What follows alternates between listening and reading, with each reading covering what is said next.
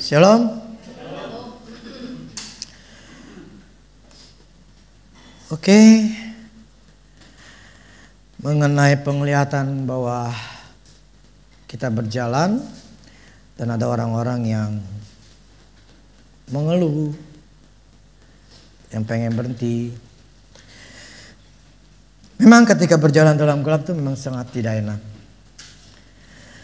Tapi ketika ada orang-orang yang sudah capek, putus asa, orang itu tidak bisa mendapatkan apa yang dijanjikan oleh Tuhan. Ya.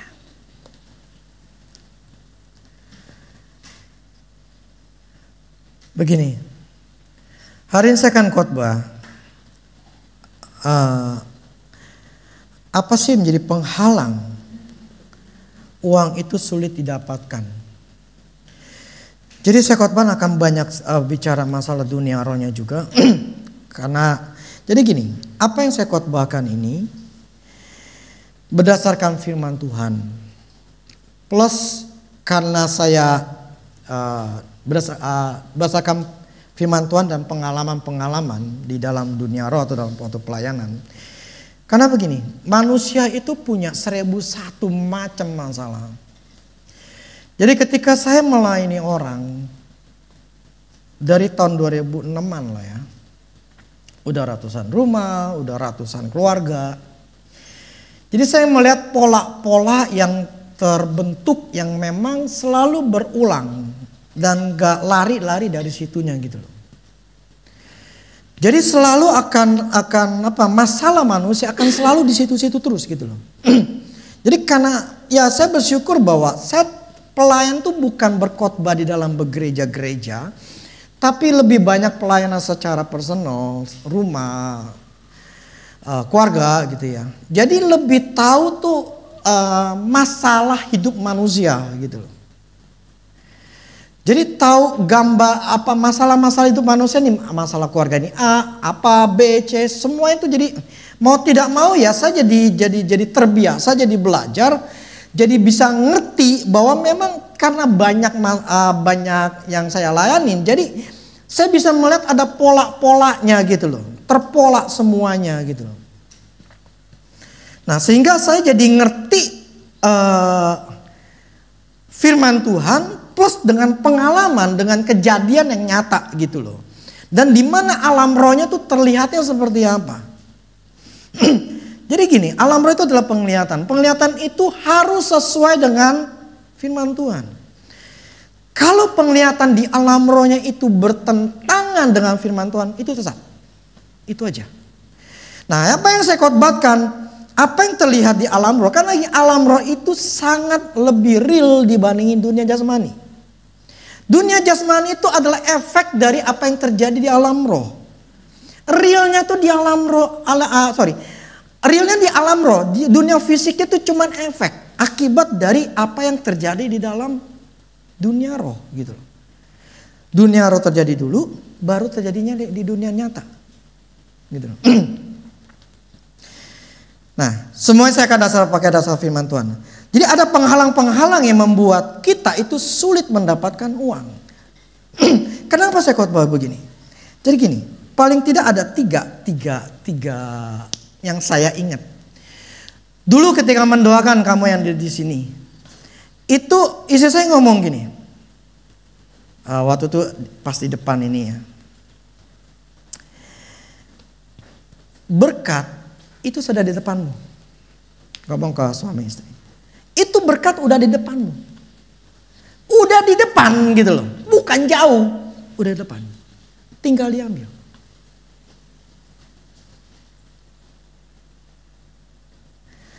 Itu pertama. Yang kedua. Yang di sayanya. Saya diperlihatkan bahwa akan ada namanya gudang tempat berkat-berkatnya saya. Yang ketiga. Belum lama ini. Ya Tuhan memperlihatkan bahwa itu ada uang, itu ada emas, pokoknya itu bicara masalah keuangan. Itu sudah ada untuk orang ini. Tapi itu tidak bisa atau menjadi kesulitan diambil. Saya percaya begini. Saya sangat percaya. Firman Allah mengatakan gini ketika Tuhan ngomong kepada Abraham gitu ya. Pertama Abraham bahwa aku akan menjadi engkau banyak bangsa yang besar, memberkati engkau dan membuat namamu masyhur dan engkau akan menjadi berkat. Jadi perjanjian itu yang diberikan kepada Abraham, kemudian Abraham itu diberikan kepada kita. Bahkan Tuhan katakan coba Yohanes 10 ayat 10 begini. Yohanes 10 ayat 10 mengatakan gini, pencuri datang hanya untuk mencuri dan membunuh dan membinasakan. Aku datang supaya mereka mempunyai hidup dan mempunyai dalam segala kelimpahan. Di sini Tuhan katakan, pencuri datang untuk mencuri, membunuh dan membinasakan. Tapi aku datang ke dunia ini untuk memberikan kehidupan. Bukan kematian, bukan kesusahan, bukan kebangkrutan, bukan kesulitan, bukan kemiskinan gitu loh. Tapi aku datang memberikan kehidupan. Yang namanya sesuatu yang hidup, sesuatu yang menyenangkan gitu kan. Dan dikatakan aku memberikan dengan kelimpahan. Nah seringkali orang mengatakan begini. Ya tapi kita datang kepada Tuhan. Itu jangan ngelihat berkatnya aja. Jangan cari berkatnya doang. Betul. Makanya saya selalu mengajarkan ada 5 aspek dalam hidup kita. Yang pertama urutan prioritas pertama adalah Tuhan. Prioritas kedua adalah namanya keluarga. Prioritas ketiga adalah kesehatan. Prioritas keempat pekerjaan dan keuangan. Prioritas itu yang paling masalah uang nomor 4 dan 5. Paling terakhir adalah di uang. Bukan berarti yang namanya kita berharap untuk mendapatkan uang atau berkat dari Allah berlimpah itu salah. Itu dosa. Karena ini memang sudah disediakan sama Tuhan. Karena ini memang Tuhan firman ngomong katakan, aku datang memberikan hidup dan memberikan dengan kelimpahan. Bukan namanya kelimpahan sedikit atau banyak sih. Yang namanya kelimpahan ya berlimpah gitu loh. Bukan sesuatu yang sedikit-sedikit tapi berlimpah. Ini bukan berbicara masalah cuman sukacita lah. Mungkin di dalam keluarga. Bukan, ini semua aspek, 5 aspek hidup kita itu. Semuanya untuk kita. Terus firman Tuhan katakan di 2 Korintus 8 ayat 9. 2 Korintus 8 ayat 9 ngomong gini. Karena kamu telah mengenal kasih karunia Tuhan kita Yesus Kristus, bahwa ia yang oleh karena kamu menjadi miskin sekalipun ia kaya, supaya kamu menjadi kaya oleh karena kemiskinannya. Jadi Allah mempunyai planning kepada orang-orang yang percaya kepada dia, atau Yesus datang ke dunia itu punya planning untuk memperkaya orang-orang yang percaya sama dia.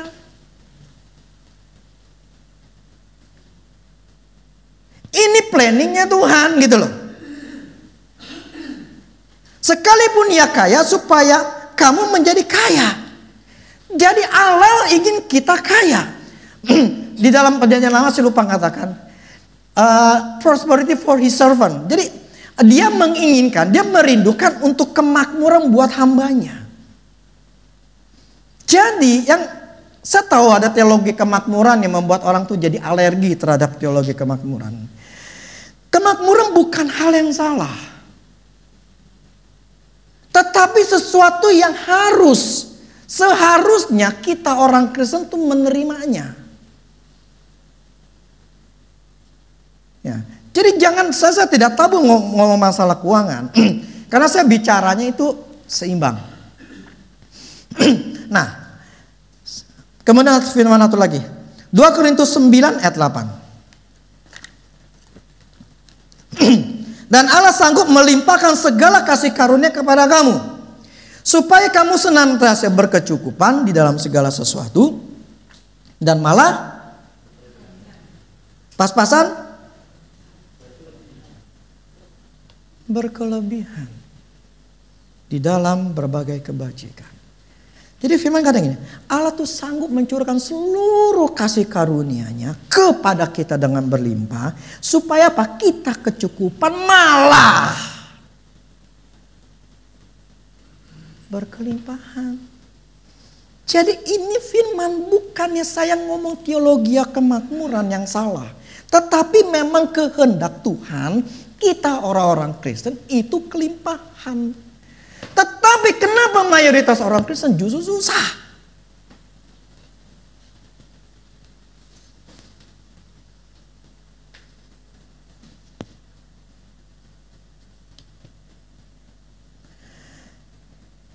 Itu fakta. Jadi gini, apa yang saya ajarkan kemarin-marin itu bukan hal yang mudah. Tidak mudah. Itu benih. Dan problemnya benih itu butuh proses untuk bertumbuh. Tidak mudah cuman hanya dalam sehari, 2 hari, seminggu, 2 minggu, sebulan, 2 bulan itu bisa numbuh. Gak bisa. Itu butuh proses. Tapi kalau orang yang tidak bertahan,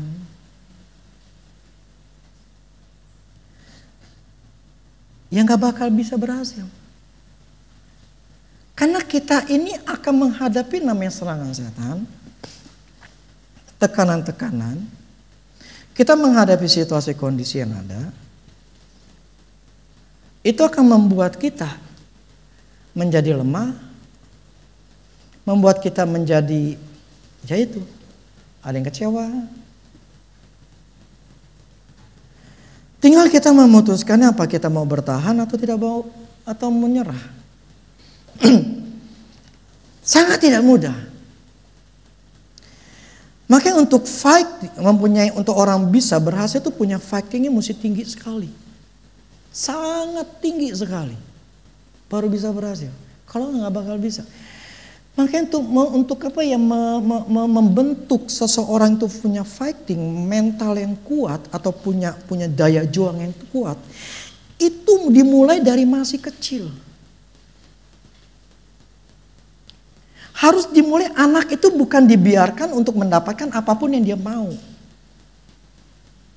Ada waktunya anak itu memang kita berikan, karena kalau dia nggak kita berikan, kita akan membuat itu anak menjadi kecewa. Kita harus tahu batas-batasannya. Kapan gue ngasih, kapan gue enggak. Kapan dia harus bertanggung jawab, kapan harus dia nunggu. Tapi prinsipnya mereka harus punya daya juang yang sudah diajarkan dari masih kecil.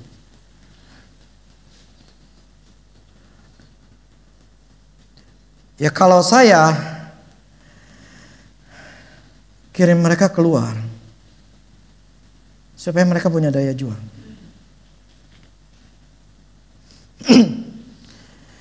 Oke, saya masuk begini. Tadi saya katakan bahwa ada orang-orang yang termasuk saya sudah diperlihatkan sama Tuhan. Ini berkat di depanmu. Kapan mau diambil? Kapan mau diambilnya? Jadi gini, bukannya Tuhan itu menahan berkat kita, yang kemudian kita berusaha supaya Tuhan itu tergerak hatinya kepada kita. Supaya kita ini, supaya Tuhan tuh menjawab doa kita dengan nangis, dengan berpuasa 30 hari, 40 hari, berpuasa gila-gilaan. Supaya Tuhan itu dengar suara kita, supaya Tuhan itu ternyuh kepada kita. Punya belas kasihan, kemudian membukakan pintu buat kita. Itu salah. Keinginan Tuhan itu sungguh-sungguh bahkan melebihi dari kita, bahwa dia itu memberkati kita. Dia udah sediakan semuanya. Dia sudah sediakan apapun yang kita butuhkan. Plus apapun yang kita lakukan untuk Tuhan tidak akan pernah sia-sia. Tuhan tidak akan pernah berhutang.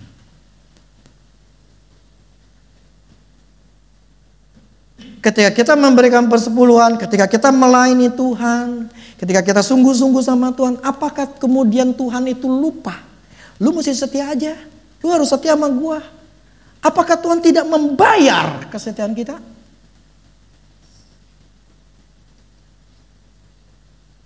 Kalian ini di mana yang sudah bertahun-tahun? Saya yakinkan sebetulnya, kalian itu sudah dibayar sama Tuhan. Tapi problemnya pembayaran itu belum bisa diambil sama kalian sendiri. Bukan karena Tuhan yang menahan. Lu mesti ngelakuin ini, lu mesti ngelakuin itu, lu mau ngelakuin ini. Baru gue kasih, kagak. Itu sudah tersedia, bukan karena Tuhannya yang menahan atau memberikan syarat. Demikian semua kita orang Kristen yang yang ada di Indonesia pun, yang dimanapun juga, semuanya berkat Allah ataupun yang Allah sudah sediakan itu sebetulnya sudah di depan mata kita, di depan kita. Tinggal kitanya mampu nggak mengatasi penghalang yang membuat kita tidak bisa ambil. Gak bisa ngatasin. Sampai tua pun tetap sama.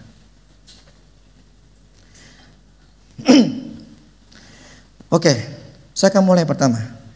Ini yang saya alami, jadi pengertian ini yang saya alami ada berdasarkan firman Tuhan.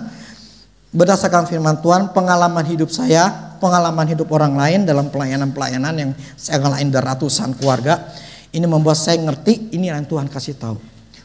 Yang pertama, yang menjadi penghalang membuat kita tidak bisa menerima berkatnya Tuhan.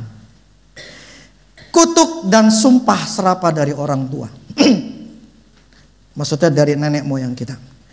Korintus 34 ayat 6 sampai 7. Ini sebetulnya saya banyak sekali, ada kurang lebih ada 9. Cuman saya nggak mungkin semuanya dalam satu hari.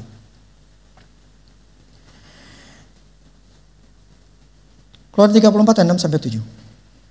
Berjalanlah Tuhan lewat dari depannya dan berseru-seru. Tuhan Allah penyayang dan pengasih, panjang sabar, berlimpah kasihnya dan setianya yang meneguhkan kasih setianya kepada beribu-ribu orang, yang mengampuni kesalahan, pelanggaran dan dosa, tetapi tidaklah sekali-sekali membebaskan orang yang bersalah dari hukuman, yang membalaskan kesalahan bapa kepada anaknya dan cucunya kepada keturunannya yang ketiga dan yang keempat.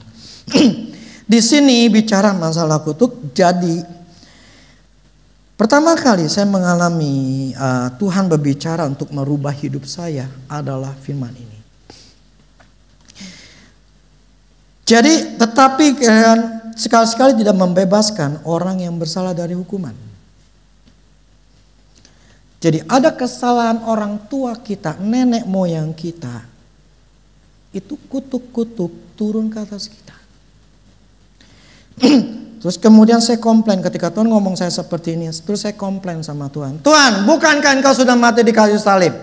Bukankah berarti itu sudah selesai? Semua kutuk, firman katakan semua kutuk dipakukan di kayu salib. Berarti engkau sudah menanggung semua kutuk. Kutuk manusia sudah dibalaskan kepada Kristus. Sudah selesai dong. Sudah selesai. Kenapa engkau ngomong ini saya punya kutuk? Terus dengan gampangnya Tuhan ngomong gini. Faktanya apa, Rudi? 2005 Tuhan ngomong gitu. Faktanya hidupmu apa, Rudi? Maksudmu Tuhan? Papamu? Mamaku pernah ngomong kan? Akung saya dulu mati, bangkrut, ninggalin hutang. Ya. Papamu?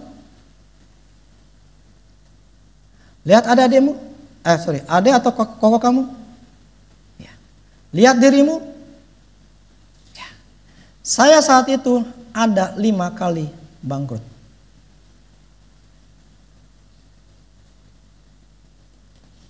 Itu fakta, Rudi. Setelah itu saya nggak bisa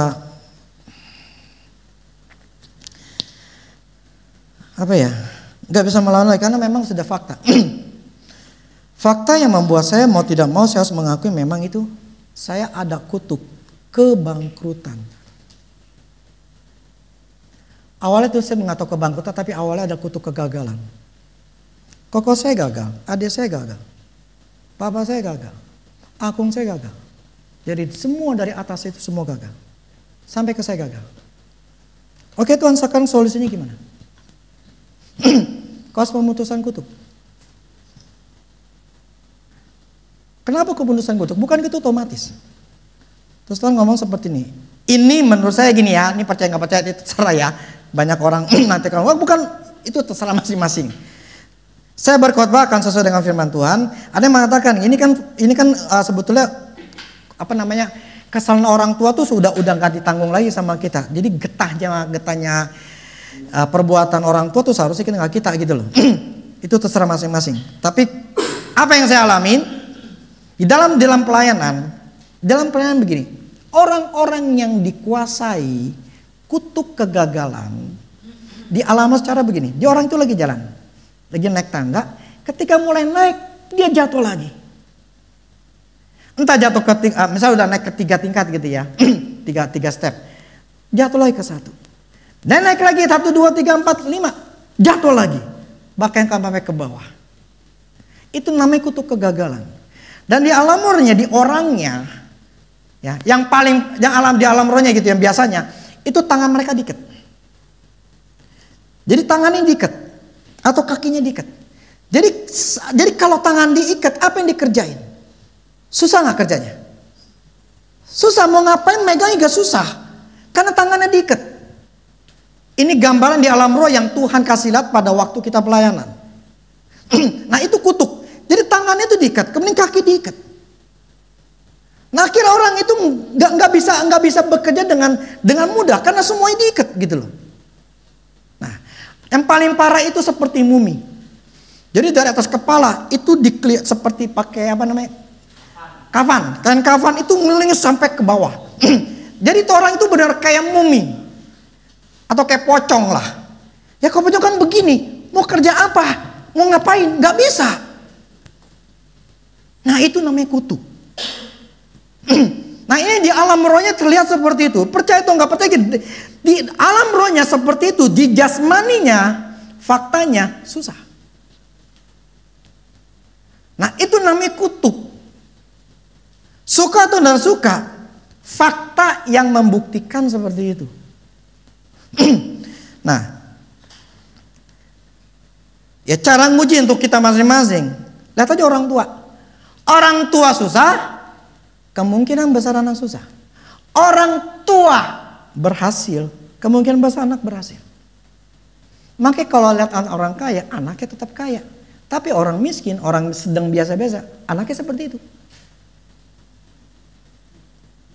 Itu fakta kan? Yang kalau kita ngeliat seluruh manusia, keluarga-keluarga yang kita kenal seperti itu kan? Itu fakta ya. Nah, terus gimana cara kita menyelesaikannya? Yang pertama kita harus tahu dulu, sadarin. Oke, gue ada orang tua kayak begini, ini emang gue ada. Kita harus bisa menghancurkan kuasa itu. Kalau dulu pertama kali ketika saya ngerti gitu, Tuhan ngomong sama saya, kamu memutuskan kutuk sama orang tuamu. Jadi saya berdoa, karena orang tua saya waktu itu, papa saya masih ada, mama saya masih ada, saya harus lepasin kutuk dari orang tua saya, supaya itu lepas di dia, ke saya jadi mudah. Akhirnya setelah itu saya lepasin ke anak saya. Sehingga saya udah ngomong sama anak saya, papi sudah lepasin semua. Jadi kamu sekeluarga, kita sekeluarga tidak punya kutuk lagi. Teman saya kasih warning, jangan bikin kutuk. Nah, kenapa? Tuhan katakan begini, kamu selepasin orang tuamu dulu, kenapa? Karena masih ada darah dalam bumi ini, gitu loh. Setelah memutuskan kutuk, benar-benar bersih kutuk, baru bisa turun ke atas, baru turun, kau bisa putusin diri sendiri. Nah, problemnya waktu itu papa saya nggak bisa. Ketika saya pertama kali ngerti gini, saya ngomong papa saya belum percaya, belum kenal sama Tuhan, dia marah, dia nggak peduli. Ya sudah, nunggu waktunya sampai, tapi di alam rohnya terlihat itu ada jin, pokoknya ada roh jahat di samping dia, yang membuat ketika saya ngomong, dia nggak mau dengerin, gitu loh. Nah, waktu itu saya belum ngerti, power saya belum tahu dan belum punya pengertian. Akhirnya ya sudah saya pulang, gitu loh. Nah, ketika saya pulang berapa minggu kemudian, saya memperangin. Tuhan memberikan satu keinginan untuk saya perangin itu roh jahat. Nah, akhirnya satu hari saya perangin itu roh jahat, saya kalahin itu roh jahat. Taunya dari mana? Ya saya nggak ngerti taunya gimana. Pokoknya saya perangin aja. Kalah atau nggak kalahnya, saya uji. Saya datangin ke papa saya ngomongin firman Tuhan, saya nginjelin, dia mau. Aduh, puji Tuhan. Akhirnya saya memutuskan kutuk di orang tua saya. Setelah putus kutuk orang tua, saya pulang. Tuhan ngomong sama saya begini, Rudy, itu bukan cuma kutuk kegagalan, tapi kutuk kebangkrutan. Saya lagi naik motor waktu itu, saya kaget, saya shock. Oh pantas ya. Jadi gini loh. Jadi kutuk kegagalan, ya, kutuk kegagalan atau gagal, bangkrut, miskin. Yang paling tinggi itu kutuk kemiskinan. Kalau miskin tuh benar-benar miskin. Kalau gagal masih mending. Kebangkrutan, udah jalan-jalan, bangkrut, ninggalin utang, gitu loh. Tapi kalau udah miskin, levelnya kekuatan kutuknya tuh kuat banget gitu loh. Nah, sehingga orang-orang, jadi itu level-level yang harus kita kalahin. Jadi kekuatan setan kutuknya harus kita kalahin. Caranya adalah berpuasa, tapi bukan tujuannya memohon kepada Tuhan. Tujuannya adalah kita mempunyai kepercayaan, keyakinan untuk kuasa yang sudah ada dalam diri kita. Itu kita pakai untuk hancurin tuh kutuk. Jadi bukan memohon kepada Allah untuk ngelepasin kutuk, tapi kitanya yang ngelepasin dengan kuasa Tuhan. Nanggap ya? Bukan memohon untuk Tuhan berikan kuasa, tetapi mengeluarkan kuasa dalam diri kita untuk menghancurkan kuasa gelap itu, kutuk itu. Setelah itu selesai, kita merasakan ada satu pembebasan, kelepasan, free. Artinya kutuk kegagalan atau kutuk kebangkrutan miskin selesai. Apakah setelah itu langsung? Kagak. Langsung diberkati, langsung terbuka pintu? Kagak. Saya ngomongnya ada 9. Ini 9 bukan satu selesai, yang 2-nya gak selesai, 3-nya gak selesai, kemudian kita bisa langsung diberkatin. Kagak. Nah, saya ngomong apa adanya karena saya mengalami pengalaman hidup saya memang seperti ini. Semua penghalang duit yang harus kita dapat itu mesti diberesin satu persatu. Jadi kayak orang tuh ada ding ya. Ini berkat depan saya. Ini ada ding, ini ada ding, ini ada ding, ini ada ding gitu loh. Satu saya hancurin plus, saya masuk yang kedua. 2 masukin plus, masukin ketiga. Seperti itu terus. Capek dong, memang. Emangnya mau jadi orang berhasil itu mudah? Udahlah Tuhan, kenapa gak berkati saya? Gak bisa, gua udah berkatin. Tuh di depan lo. Sekarang lu mesti hancurin semua. Tapi Tuhan, kau yang hancurin. Aku sudah memberikan kamu kuasa. Engkau hancurin sendiri. Ya tapi Tuhan, saya gak mampu. Gak mampu gimana? Ada Roh Kudus dalam dirimu. Engkau yang harus bisa melakukannya. Tapi Tuhan, malas aja lo.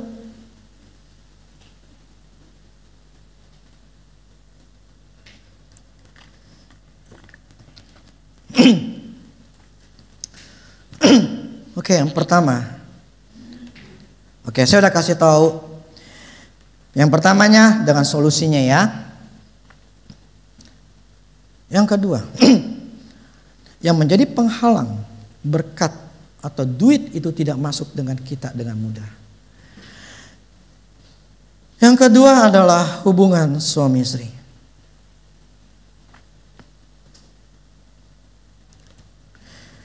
Satu Petrus 3 ayat 7.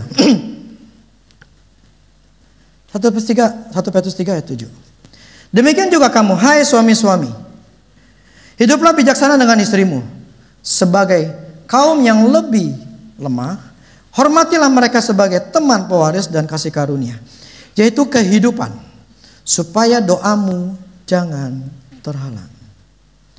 Petrus ngomong begini, hai suami, kamu hidup sama istrimu, ya, pewaris sama-sama nanti nikmatin gitu loh. Jadi gini loh, suami dapat duit bukan buat dia sendiri, memperbagus dia diri sendiri, beli baju sendiri, beli apa-apa sendiri gitu loh.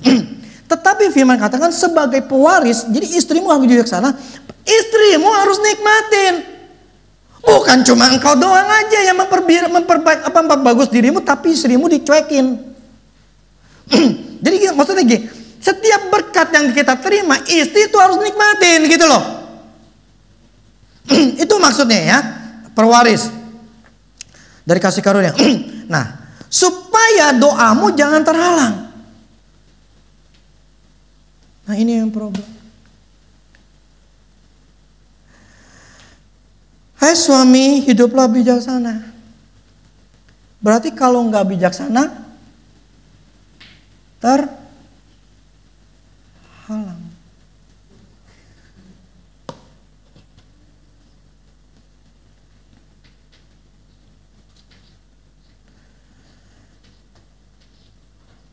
Jadi, kalau kita laki-laki hidupnya tidak menyenangkan istri, hidup laki-laki itu kehalang. Jadi, sambil kesimpulan begini, yang menjadi saluran duit istri.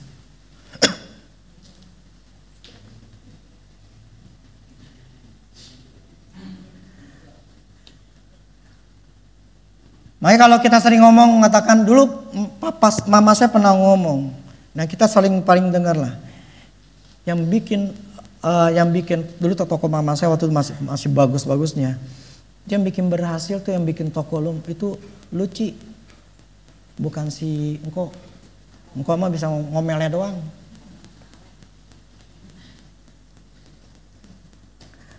Kita sering mendengarkan bahwa keberhasilan seorang suami karena ada siapa? Karena ada istri.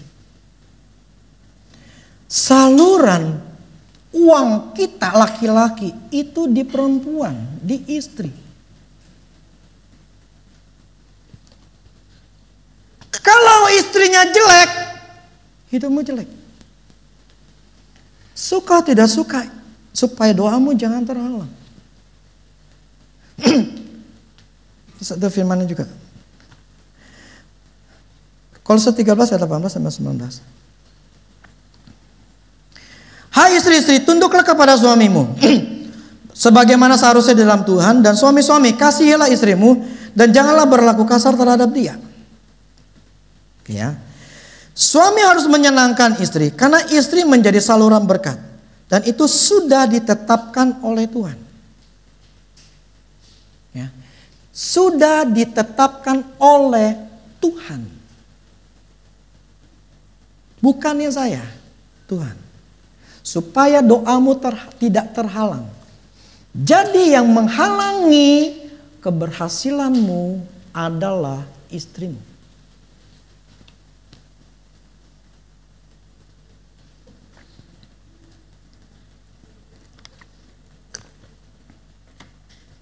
Kalau saat ini engkau belum berhasil, mungkin.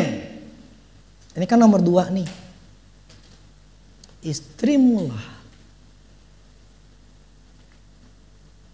yang menjadi batu atau menjadi tembok yang halangi suami untuk berhasil. Jadi gini, ini saya khotbah, masing-masing punya poin-poinnya. Kita harus mengecek masing-masing.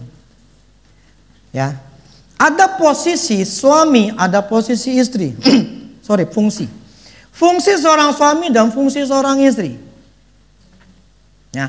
Fungsi seorang suami harus dikatakan harus mengasihi istrinya. Jangan berlaku kasar terhadap dia atau berlaku jahat terhadap dia. Jadi seorang suami tidak boleh marah-marahin, ngomel-ngomelin, kasar sama istri gitu loh. Dijadiin istri sebagai pembantu. Apa-apa istri diomelin, salah sedikit dibentak. Suruh kerja, ya tapi kan saya suami, nggak bisa. Firman yang ngomong, bukan yang saya ngomong. Firman katakan, janganlah berlaku kasar terhadap istrimu. Kenapa? Karena dia yang bikin engkau berhasil atau tidak berhasil. Yang membuat seorang istri itu jadi saluran yang bersih, ya suami.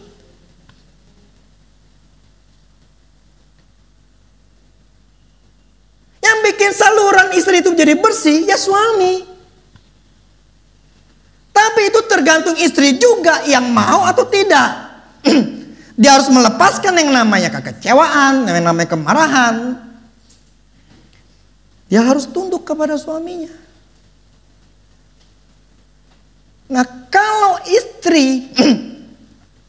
kalau istrinya ini terbalik ya, istrinya yang menjadi kepala rumah tangga, suaminya ada di bawah dia. Jadi gini, prinsipnya begini ya, di mana ada dosa, setan kerja. Jadi ketika ada pelanggaran firman Tuhan, setan yang kerja. Jadi ketika firman katakan, hai istri tunduklah kepada suami, tetapi dia tidak mau nunduk, malah nanduk ke istri, ke suami. Artinya ada pelanggaran firman. Nah, karena ada pelanggaran firman, setan kerja. Pelanggaran firman gimana? Ketika seorang istri itu ngomel-ngomel menghina suami, atau ngomelin suami, ya, dengan sikap merendahkan, itu jelas akan membuat posisi suami ada di bawah. Gini loh, ketika suami dihargai, dihormati di rumah, di luar dia akan dihormati, dihargai. Di dalam dihina, di luar dihina. Siapa yang hina? Istri. Terus berharap untuk diberkati, enggak bisa. Enggak bakal bisa. Di mana ada pelanggaran firman Tuhan, disitulah setan kerja. Jadi fungsi, nanti saya katakan nomor kedua yang menjadi penghalang kenapa duit itu nggak bisa datang. Pertama, cek istrimu benar nggak salurannya. Udah nggak ke gereja, udah nggak dengerin firman Tuhan, terus pengen menjadikan istri sebagai saluran. Sedangkan di dalam dirinya penuh dengan batu, penuh dengan ketidakpercayaan. Iman itu timbul dari pendengaran firman Kristus. Dengerin aja kagak.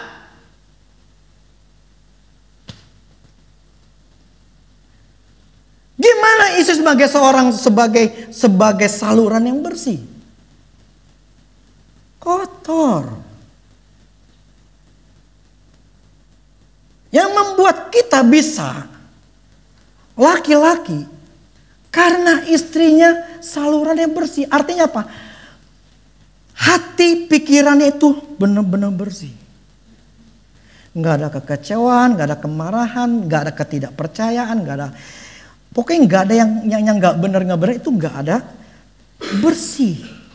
Pikirannya tenang, hatinya percaya, itu benar-benar menjadi sebuah saluran yang bersih. Seperti selang, seperti peralon. Yang membuat uang itu ada di depan kita.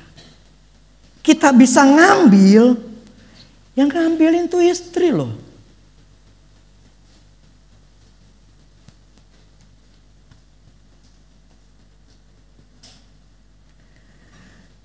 Dan istri harus sadar sebagai saluran berkat. Dia harus bersih dan mengikuti semua firman Tuhan. Dan harus punya iman atau hidup di dalam firman Tuhan. Suami harus membawa istri ke Tuhan. Bukan menjauhi istri ke Tuhan. Kumaha?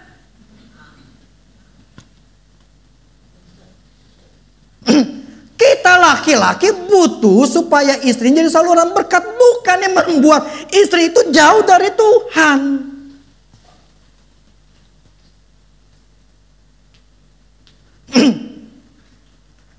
Suka tidak suka, inilah salah satu penghalang. Masih banyak penghalang yang lain. Kalau satu bagian suami istri nggak diberesin, itu masih ada 7 lagi. Ini nomor kedua, ini masih ada 7 lagi nih. Panjang nih. Masih panjang jalannya. Makanya untuk jadi orang berat itu susah.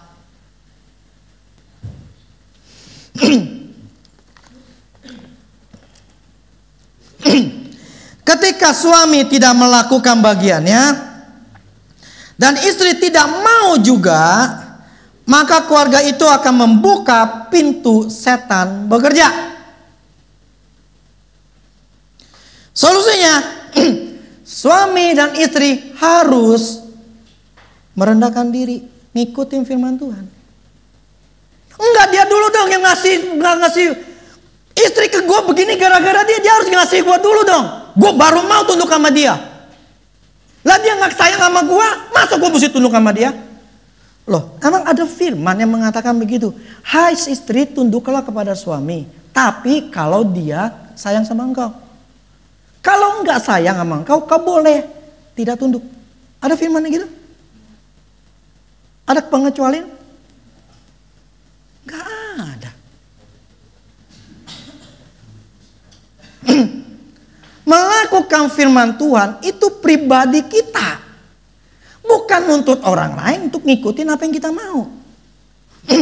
Firman Tuhan adalah kita harus lakuin. Dia sayang gak sayang kayak gue gak peduli. Maka firman katakan begini. Petrus juga katakan begini. Bagaimana suamimu tidak suamimu bisa bertobat? Firman katakan, karena kelemah lembutanmu hai istri, maka suamimu berubah. Kalau udah tahu begitu, istri kemudian menjadi semakin garang, semakin kayak singa, semakin macan.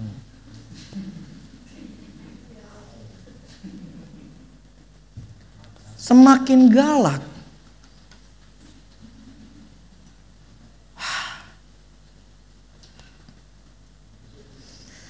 Oke, dulu saya pernah ngalamin kayak gini. Istri saya dulu kayak begitu. Tapi udah berubah aja.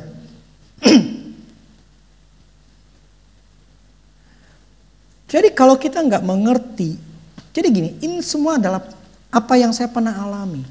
Di alam rohnya itu terlihat sekali gitu loh. Siapa yang jadi dominan? Mendominasi keluarga itu siapa? Ada seorang ngomong sama saya begini. Dia cerita sama saya. Kok saya punya masalah begini, blablabla. Dia melakukan kesalahan. Ini masalah duit. Terus saya ngomong sama dia. Kamu ngomong gak sama ya saya kenal istrinya. Ngomong sama dia. Enggak kok. Loh kok kenapa ngomong? Kok saya ngomong sama dia. Bukan saya nanti disegarin atau dikuatin. Berantem kok. Karena saya pernah ngomong sama dia. Abis saya diomel-omelin. Padahal kan saya lagi hati saya lagi tertekan, nggak enak, saya lagi ini kan lagi masalah. Tapi ketika saya ngomong, saya berharap istri saya itu ya dukung saya lah atau nguatin saya. Yang apa yang terjadi apa? Saya diomelin jadi marah-marah. Jadi akhirnya kita berantem. Jadi nambah pusing saya.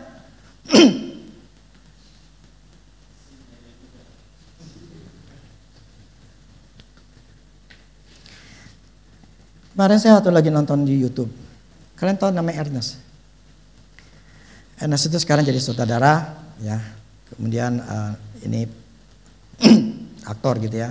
Terus dia punya rumah produksi sendiri. Dia sekarang jadi sutradaranya. Nah, ini sebetulnya lagi ngelawak deh ya, lagi tentu tentang ngelawak. Tapi dia ngomong gini. Saya ini suatu hari katanya, karena dia pernah ngomong gini, ini orang emosional sekali. Saya lupa di iPhone ya. Saking marahnya dia bilang, itu iPhone saya banting katanya. Itu jadinya Z Flip. Pada saat itu dia bilang, saya begitu marah sekali. Bukan maksudnya saya begitu emosi sekali. Tapi karena umurnya semakin sudah dewasa, matang gitu ya. Dia bisa nahan emosi.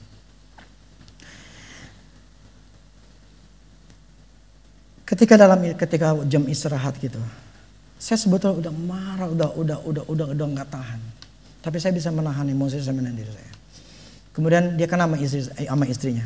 Jadi karena istrinya itu ikut ambil, ya mungkin jadi, saya lupa lah, jadi pokoknya termasuk di dalam rumah produksinya ya. Jadi setelah mereka kerja sama-sama gitu. Dia masuk, istrinya di dalam, dia nangis sejadi-jadinya. Di badan istrinya. Dia nangis banget, udah kayak anak kecil. Kemarin saya ingat.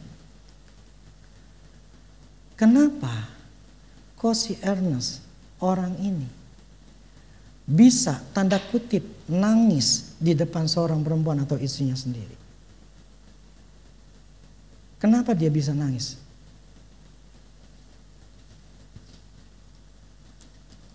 Kenapa?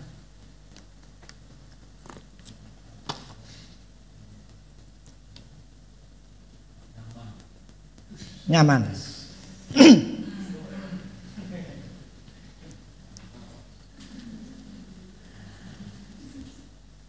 Berarti ini orang nyaman sama istrinya.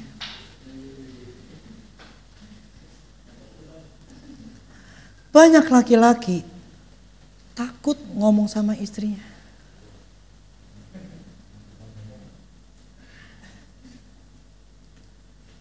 Takut diomelin, takut dihakimin, takut dianggap bla bla segala macam negatif. Sehingga ketika ngomong sama istri, hati-hati. Jadi istri itu bukan sebagai teman, orang yang bisa nyaman untuk ngomong.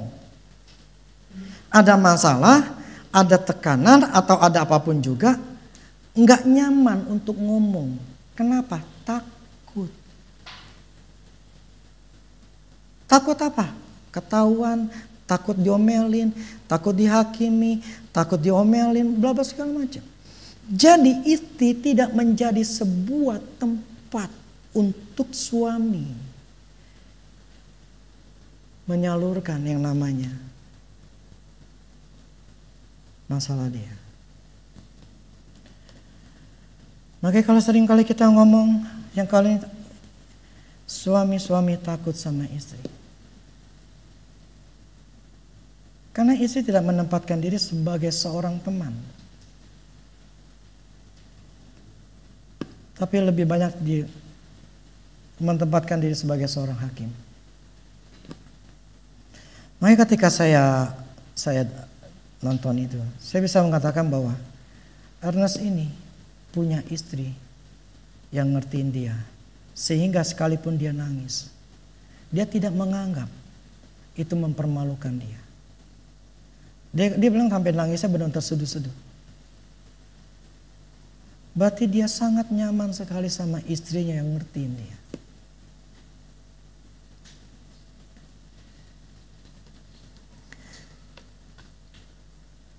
Pilihan di kita. Fungsi seorang istri, fungsi seorang suami. Kita tinggal pilih di mana posisinya. Saya terusin. Yang ketiga. Tunggu solusinya tadi. Solusinya tadi saya katakan ya. Mereka harus mengerti. Tunggu. Solusinya istri dan suami harus merendahkan dirinya demi firman Tuhan. Supaya Tuhan bekerja. Demi firman Tuhan.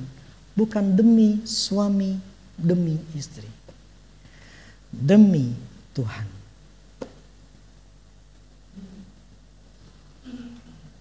Yang ketiga, saya pengen sampai 4 nih. Tahu keburu gak ya?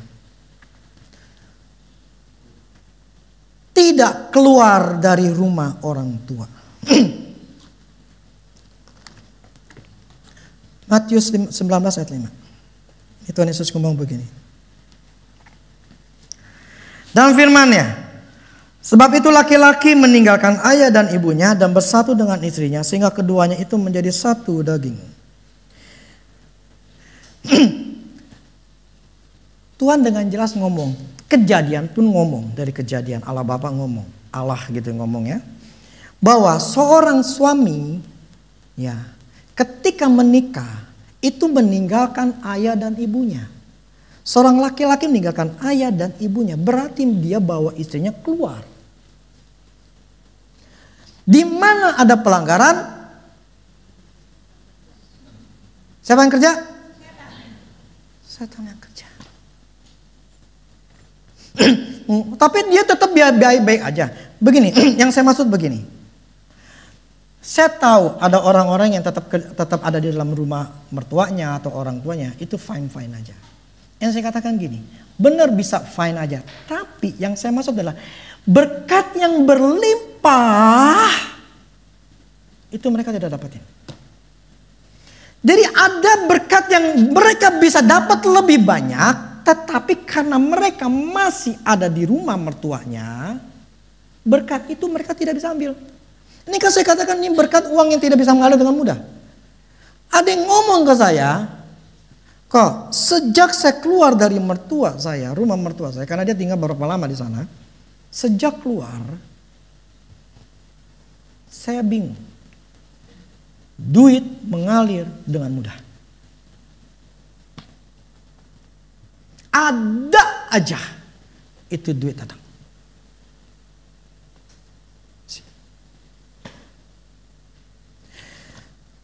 Saya ngomong berdasarkan firman Tuhan. Jadi yang membuat kita bisa diberkati adalah ya kita harus meninggalkan orang. Tapi gimana dong kita nggak punya uang? Nah, kalau saat ini memang terpaksa, misal terpaksa kita harus tinggal di dalam rumah orang tua atau mertua, tetap harus punya keinginan gua harus keluar. Itu pertama. Nah kalau nggak punya keinginan, selama ini di situ terus, nggak punya keinginan berarti nggak ada usaha. Paham nggak? Nah ketika ada punya keinginan, oke, gimana caranya? Itu pasti timbul dalam diri orang itu. Gue mesti berusaha untuk lebih kuat, gue bisa keluar. Tapi ketika keluar duit, gue mesti ngontrak. Kalau kita berpikir nanti gimana-gimana, itu sama aja mempertanyakan firman Tuhan ini benar atau enggak. Firman Tuhan tetap mengatakan harus meninggalkan dia ayah dan ibu. Nanti selanjutnya setelah kita nih tadinya ada dalam jebakan setan, karena di dalam itu, setelah kita keluar, bukan dalam jebakan setan lagi. Kita berada dalam kebenaran. Kalau dalam kebenaran siapa yang kerja? Tuhan.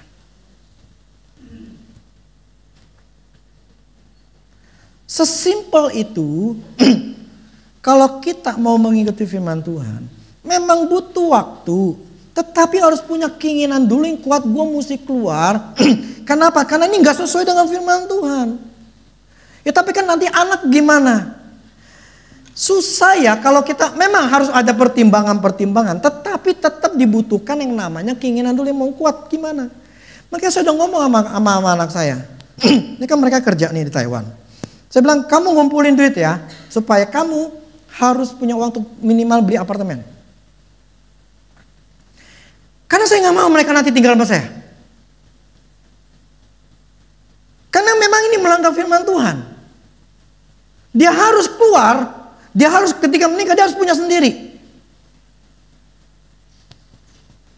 Karena saya gini, kenapa saya ngomongin? Tadi saya katakan, karena saya udah melayani banyak orang, jadi saya tahu masalah-masalah manusia itu punya pola-polanya. Kenapa ini orang ini gak berhasil? Kenapa ada orang begini? Itu semua ada polanya, ada setan yang kerja di situ. Apanya? Ada dosanya, ada kesalahannya. Nah selama ini masih salah, ya gak pernah bisa berhasil. Ini yang nomor 3. Keluar dari rumah orang tua. Solusinya harus berani keluar dari rumah. Dengan waktu yang memang kau ingin lakukan ya secepatnya. Dan mempercayai berkat Tuhan akan mengalir.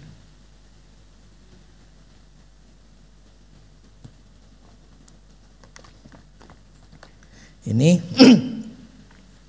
tuh kan udah mau 1 jam nih. Yang terakhir udah keempat ya. Masih panjang sebetulnya sih enggak.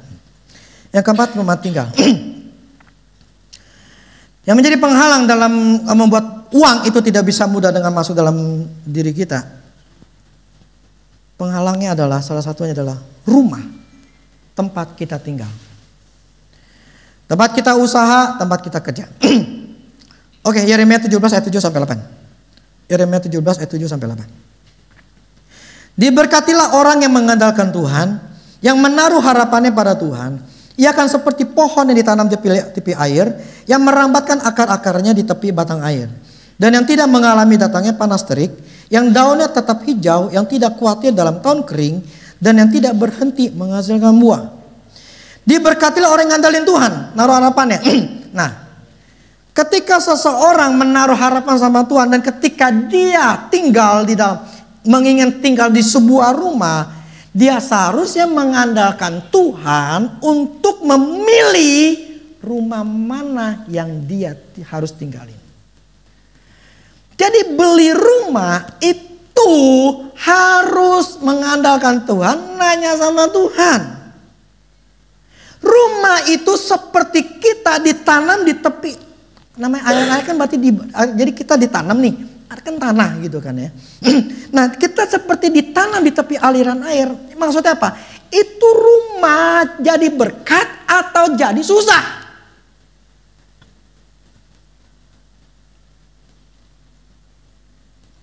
Di alam rohnya, sekali lagi ini saya ngomong di alam rohnya sesuai dengan firman Tuhan. Yang namanya rumah yang bagus itu mata airnya banyak. Kalau ini kan bicara sungai. Sungai kan dalam mata air, airnya masih banyak gitu ya. Ini bicara gini loh. Ini bicara masalah ada air. Ketika sebuah pohon yang selalu ada airnya, kering gak? Selalu numbuh gak? Selalu numbuh. Nah, artinya apa? Kalau tempat kita tinggal atau usaha, tempat yang enggak subur, kita akan susah untuk majunya. Mungkin kita pernah dengar, itu orang tinggal di situ jadi maju. Terus ada kita dengar, itu orang sejak tinggal di situ jadi susah. Pernah dengar? Apa alasannya? Itulah dunia roh lebih real dibandingin dunia jasmani. Dulu saya nggak ngerti.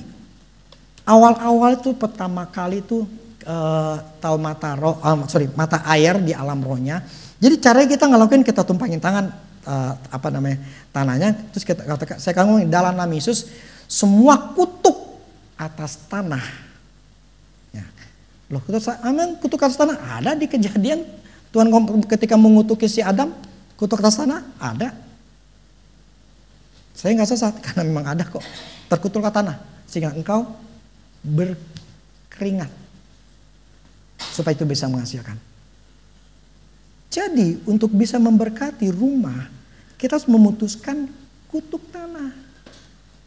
Saya nggak sesat karena firman yang ngomong gitu.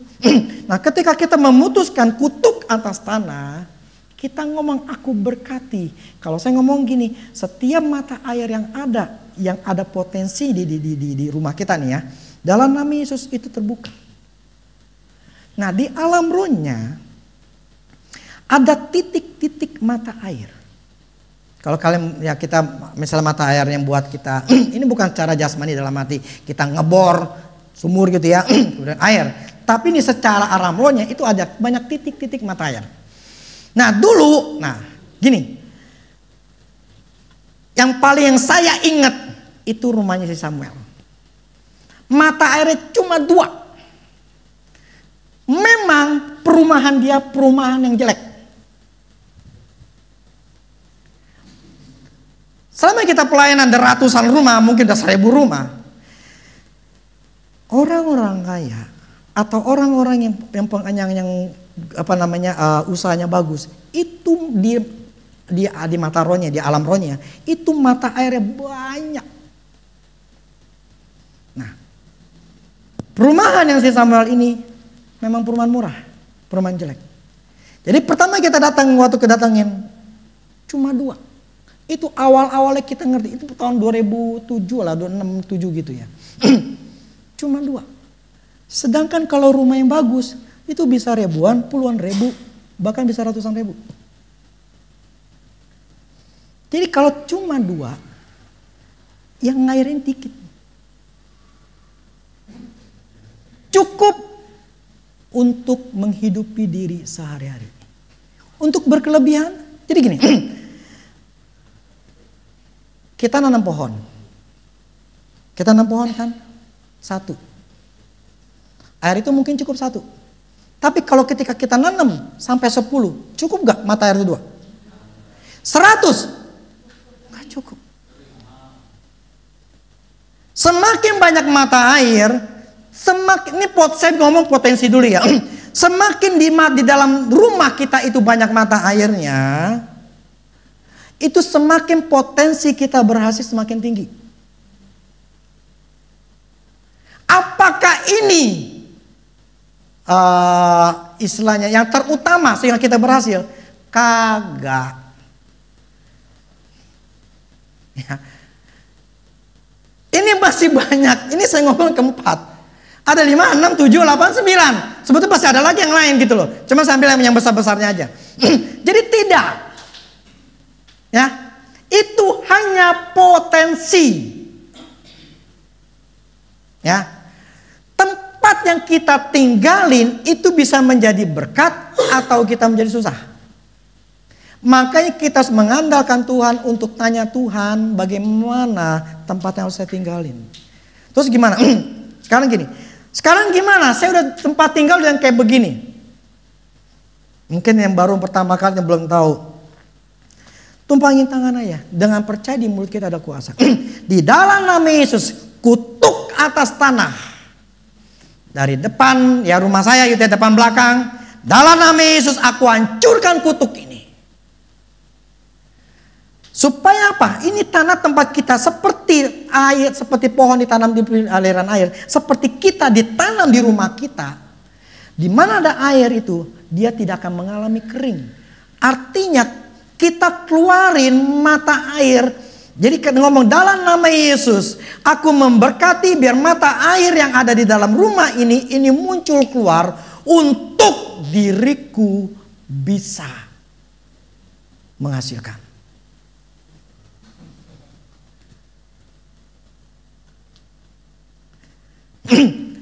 Jadi solusinya kalau memang sudah mungkin, jadi prinsip begini, solusinya cuma itu salah satu, atau kedua, kalau kita sudah tahu, gue tinggal di sini, gue udah susah, nggak maju-maju,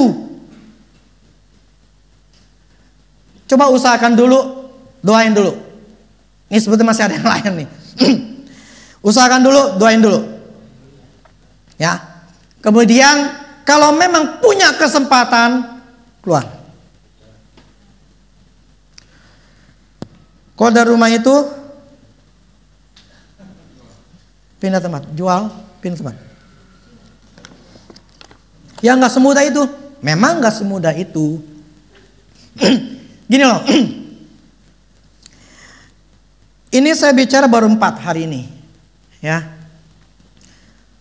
Berkat yang Tuhan sudah sediakan itu di depan mata kita.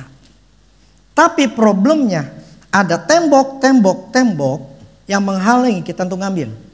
Nah, temboknya ini harus kita yang hancurin, bukan Tuhan kita. Hancur satu. Yang pertama tadi masalah apa? Kutuk. Habis kutuk itu bicara masalah apa tadi? Hubungan suami istri. Diberesin hubungan suami istri. Udah beres, ketiga keluar dari rumah orang tua, misalnya masih tinggal rumah orang tua. Kemudian keempat ada rumah tinggal.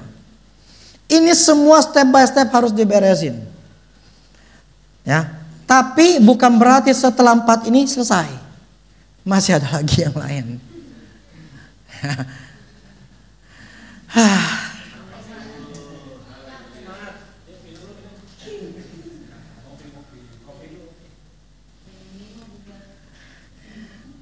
Tapi saya nggak bicara sekarang karena itu terlalu panjang. Tapi prinsipnya kalau pengen dapat duit yang sudah sediain, ya, renungin lagi, Tuhan ini saya bukan. Terus gimana cari solusinya Tuhan? Apa yang saya lakukan untuk sementara ini Tuhan? Karena saya tahu aku nggak punya uangnya atau nggak punya ini, gimana solusi paling yang terbaik untuk sekarang saat ini? Tuhan bisa kasih kok. Prinsipnya adalah saya mau ngelakuin firman Tuhan. Amin. Jadi kita akan sambung lagi minggu depan. Penghalang-penghalang yang menghalangi duit tidak mudah masuk ke dalam hidup kita. Next year. Next week. Amin. Oke ya. Musik.